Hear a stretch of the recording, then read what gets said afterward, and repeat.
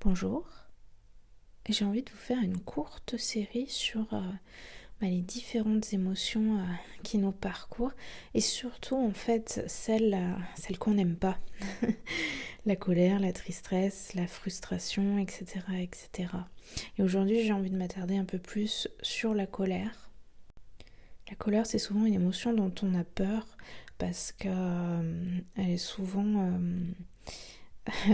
un peu comme un volcan en fait, elle va exploser à un moment donné et du coup on peut se sentir tiraillé entre la peur de l'exprimer et l'envie irrésistible de la libérer pour se sentir soulagé. Et comme cette émotion et d'autres émotions qu'on dit négatives, eh bien en fait il y a toujours quelque chose derrière qui est mal compris, une partie de nous qui cherche à s'exprimer et que nous on cherche consciemment à refouler. Finalement la colère elle fait quoi? Eh bien, elle va nous inviter à revendiquer notre place, à nous affirmer. Et simplement elle vient nous demander de regarder en nous et d'identifier cette partie de nous qui semble peut-être blessée ou qui semble vouloir nous protéger.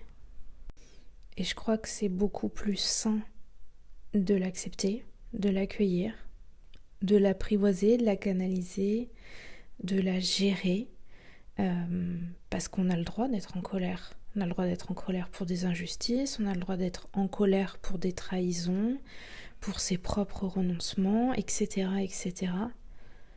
Et en fait, on peut peut-être même la transformer, cette colère. Peut-être la transformer dans une force créatrice.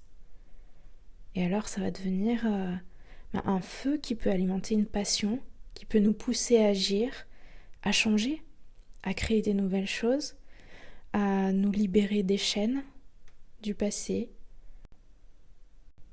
Alors aujourd'hui, je vous invite à libérer votre colère, à l'accueillir, à la célébrer, à l'accompagner, à en prendre toute l'inspiration, toute la force de transformation qu'elle peut apporter et à exprimer votre vérité, à exprimer qui vous êtes, à vous reconnecter à vos besoins, à vos désirs, à poser vos limites et à vivre pleinement votre vie.